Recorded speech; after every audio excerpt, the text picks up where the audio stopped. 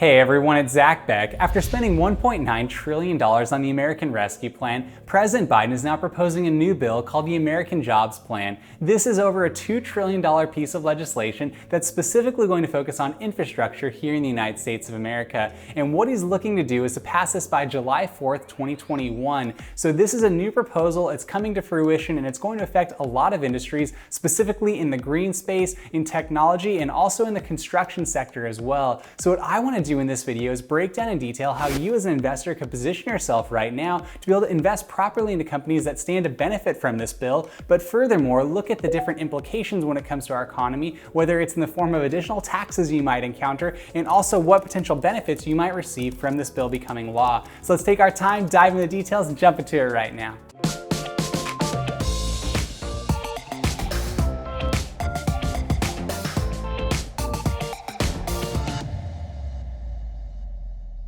As previously mentioned, President Biden is proposing the American Jobs Plan that's specifically going to focus on infrastructure here in the United States of America. Once again, this comes on the heels of the American Rescue Plan, the CARES Act, and also additional relief measures that were put in place due to the pandemic. The government spent over $5 trillion over the course of the last year and now is looking to tack on an additional $2 trillion.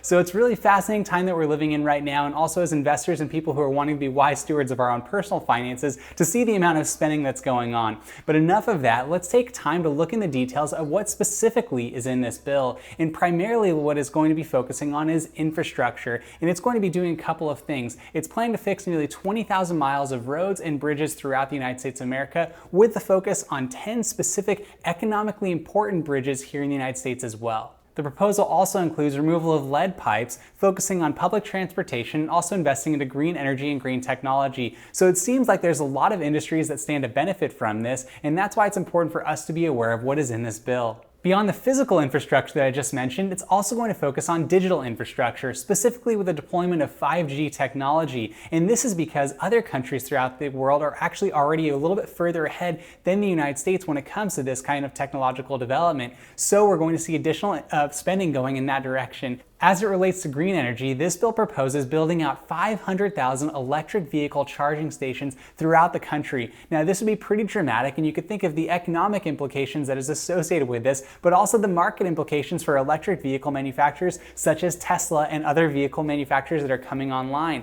So it's really a fascinating time to see what's going on here. Furthermore, there will be potential tax credits associated with purchasing electric vehicles. So we might see people more inclined to not only purchase electric vehicles, but those companies that are already manufacturing them being able to benefit substantially from the amount of volume of cars that are going to be able to be on the roadways, because they'll be able to charge their car not just when they're at home, but when they're driving along the road. So this is pretty interesting, and we do see some companies that will benefit from this a lot. Now that we have a big picture understanding of what is going to happen with this proposal, let's dive a little bit deeper into the amount of actual money that's going to go into each individual sector. And let's start with the following. First, we're going to look at housing construction. We're in the face of a housing crisis right now here in the United States of America, with a massive shortage of homes, and furthermore, people had to delay their payments on their mortgages, go into mortgage forbearance, and we're seeing prices at all-time highs because of record low interest rates. So if you as an individual have been trying to purchase a home or looking into the market, you might have thought to yourself, my gosh, it's way too expensive to do so. So this is an interesting element of this bill that is kind of often overlooked, but let's dive into it a little bit. What this bill proposes is actually $213 billion going towards housing construction. Furthermore, when it comes to colleges, it goes to public schools, and also even childcare, it proposes spending $137 billion. Then when it comes to roads and bridges, we're looking at $115 billion. Then, as I previously mentioned, the lead pipes will be removed. That's going to allocate $111 billion towards water infrastructure. And when it comes to public transportation, there's another $85 billion. Then you look at rail services, which is additional to what you're seeing with public transportation. There we have ourselves another $80 billion. And when you look at ports, waterways, and airports, there's $42 billion. And then they just have in a different category that is just classified as other. That's almost $203 billion. And that total is $986 billion of this bill, which is really focused on traditional infrastructure. So that is a lot of spending that's going to go directly to private companies, and individuals are going to be able to benefit from this from an economic standpoint if we're going to be able to position ourselves and invest strategically into the companies that might do so. Now let's pivot and look at the green energy component of this bill. As I previously mentioned, we're going to see additional 500,000 electric vehicle charging stations, and that is going to be allocated in a total of $320 billion, where electric vehicles are going to be looking at about $174 billion. This is more focused on the tax credits associated with this. Then when we talk about the power infrastructure, that's $100 billion. And then the clean energy procurement, that's $46 billion. So you might think of companies that are actually manufacturing these goods. You're going to look at maybe lithium components of what's going to be happening with electric vehicles. So there's some interesting plays here when you think about potential investments for yourself. Now we go a little bit deeper into the digital infrastructure. As technology companies have actually advanced substantially over the last year, we're going to see this even develop further because of some of this investment as well. Look at this. We have critical technology such as 5G, biotech, and AI, $120 billion going in towards that. Furthermore, broadband infrastructure. This is to hopefully provide internet services to people in more rural areas and hopefully provide people with more equity in that respect. So we're going to see $100 billion going towards that. Supply chains of critical goods such as semiconductors. This really has a lot more to do with national security. There's $100 billion going there. And then another category in that is another $60 billion, because why not?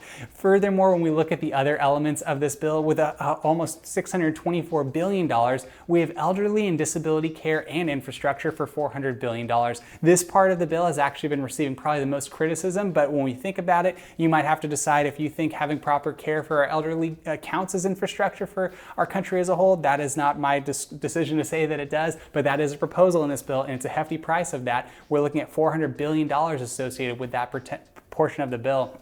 Then when it comes to workforce development, hopefully training people who maybe worked in older school technology or older school industries, hopefully giving them the ability to work in technology. Think of someone who maybe worked in manufacturing going into coding. Then we've got $100 billion there. And then in just another category, $124 billion. So you can see there's a lot of spending in there. And when you think about the political implications associated with this, I'm sure there's plenty of favors done to different industries and specific groups who might have been politically favorable towards maybe this particular administration. So with all that being said, there's a lot of spending going on here. So now let's kind of take a step back, that we understand the amount of money the potential proposal actually includes. Let's see how we could potentially invest into strategic companies that might stand to benefit from this.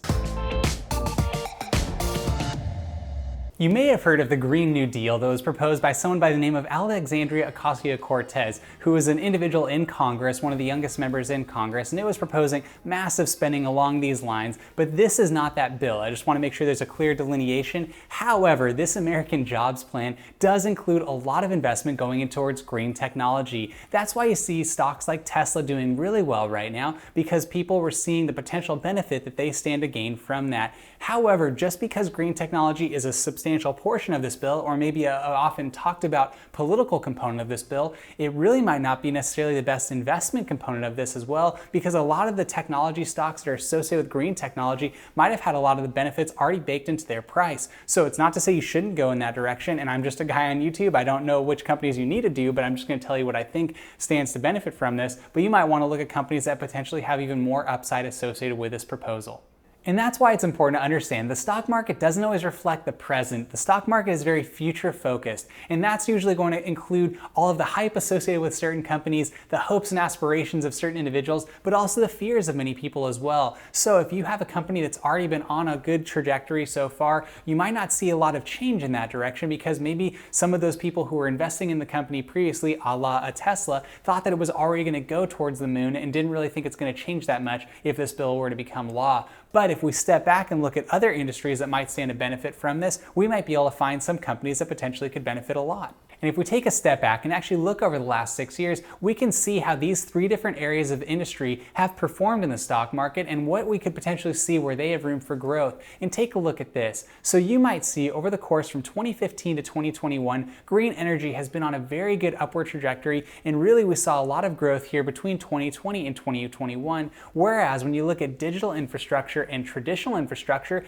they've pretty much remained consistent throughout the course of time and really been along historical trends. trends, and even going into this year, they haven't peaked that much. So you might see potentially more room for growth when it comes to digital infrastructure and traditional infrastructure in comparison to green technology. So that's just something you might want to understand if you're considering investing in individual companies. And I will put the caveat out there that I generally recommend investing into index funds. So from the standpoint of going and picking individual companies, it's not necessarily the thing I always would recommend doing, but I know people are out there right now trying to find potential winners, and you might be able to find some because of this bill. So I just want to help you find those, just so you know I'm really focused on the index fund route, or if you can find ETFs associated with this, which I'll talk about a little bit later. But overall, you want to just make sure that if you're going to be playing this particular game of picking individual companies, you have to know there's a lot of risk in there as well.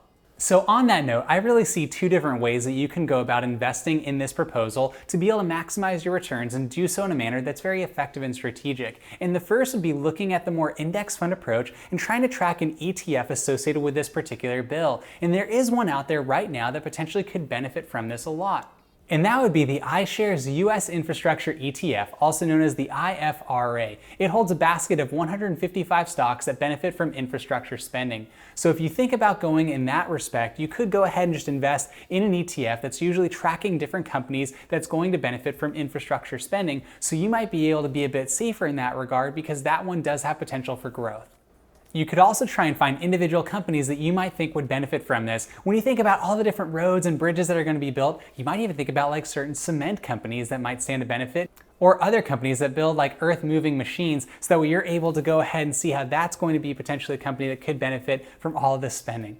And that cuts both ways. You could actually try and find an ETF that tracks those different industries, or you could try and find specific companies that would potentially benefit. Now, when you look at the digital space, there are also ETFs associated with that as well. And when it comes to national security, I mentioned previously they're going to be looking at manufacturing a lot of semiconductors. Now, I can't really get too into the details of why that is the case, but you will have an ETF that potentially could benefit from this. And let's take a look at it. It's actually the iShares PHLX Semiconductor ETF, also known as SOXX. So this is something that you could look at as potentially a company that would benefit from all of this spending. Another way that you could invest strategically into the American Jobs Plan is by taxing the like button for the YouTube algorithm. I'm just kidding, but there are going to be some taxes associated with this bill, so why not get ahead of it and actually hit the like button, because that doesn't cost you anything. It doesn't increase your tax bill at all. It should only help you by providing you with helpful information that you can use to make sure you're benefiting from it financially when it comes to this proposal. Now, another way that you could invest into the American Jobs Plan outside of going after ETFs, which track certain sectors or industries of the economy, is you could go ahead and try and select individual companies. Now, I'm not going to tell you specifically which company you should invest in, because I believe that it's important for you to do your own research and to understand what the market conditions are, but I can give you some general principles that I believe would be important for you to look at in these different sectors of the economy where you could identify companies that potentially could win. The first would be traditional infrastructure. You might want to look at the overall revenue exposure related to areas such as transport infrastructure, building, energy, utility construction, machinery equipment, waste management, building and construction materials. And if you're able to look at a company's revenue from those different areas, that might be something that could help you, because that potential industry or that potential company stands to benefit. Furthermore, when it comes to clean energy, you want to look at companies that have revenue exposure to segments such as renewable energy manufacturing, pollution control, equipment, renewable energy generation, and other things that potentially are going to be focus points of the American Jobs Plan. And then with broadband and digital, there's a lot to look at there, but you want to look at the revenue exposure to themes such as communication infrastructure, network equipment, and also software, and like I said previously, semiconductors. And when identifying those companies, you can also see if those particular companies had any investments or any finances or any contracts coming from the government before, because it's a very long procurement process for a company to be able to secure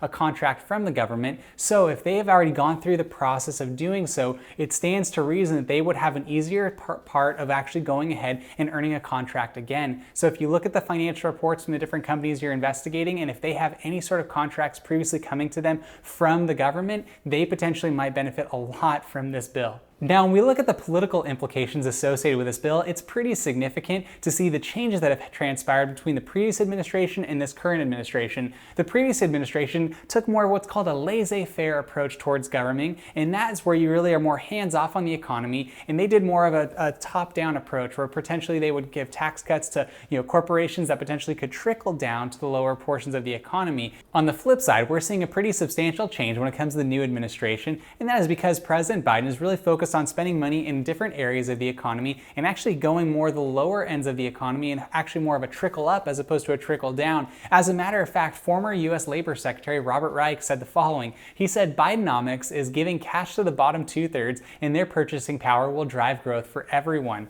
So when you think about this, it's a very different mental shift, but overall, that's just what happens in our democracy. When we go from one political party in control to the other, we do see different governing philosophies. I am not here to tell you which one is better. I'm just reporting on what is happening. Now, you might be asking yourself, is this bill likely to become law? I would say as of right now, it stands as though we're going to see some iteration of the American Jobs Plan get passed, and I think it's going to happen before July 4th. One of the things that stands to benefit from the Democratic Party, as they right now control the Senate, the House, and also the presidency, is that the Senate parliamentarian said that they could actually use what's called reconciliation or budget reconciliation to pass this with a simple majority. And right now we have 50 Democrats in the Senate and 50 Republicans, but because it's a tie, the Constitution dictates that the vice president, who is Kamala Harris, is a tie-breaking vote. So if the president can get 50 Democrats to vote in favor of this, then the bill would become law.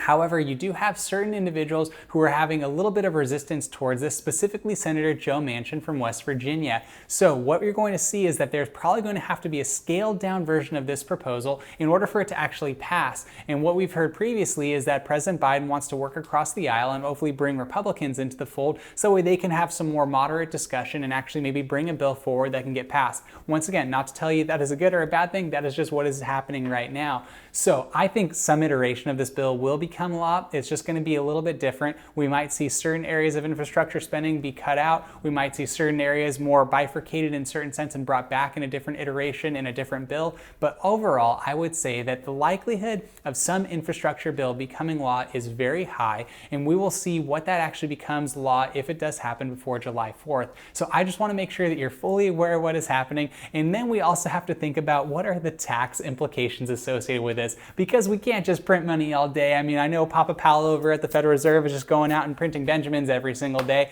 but overall, we need to find a way to spend how we can pay for all of this spending, and that will come in the form of taxes, and that's what you're seeing being discussed about already by raising corporate tax rates, also talking about a global minimum tax for corporations, and even on individuals making more than $400,000 a year, we're seeing taxes potentially being raised on them as well. So this is something that's going to cause a lot of consternation. It's going to be a lot of debate happening in Washington, D.C. over the next few months. That will be fascinating to watch. Once again, not saying this is good or bad, it's just what is happening.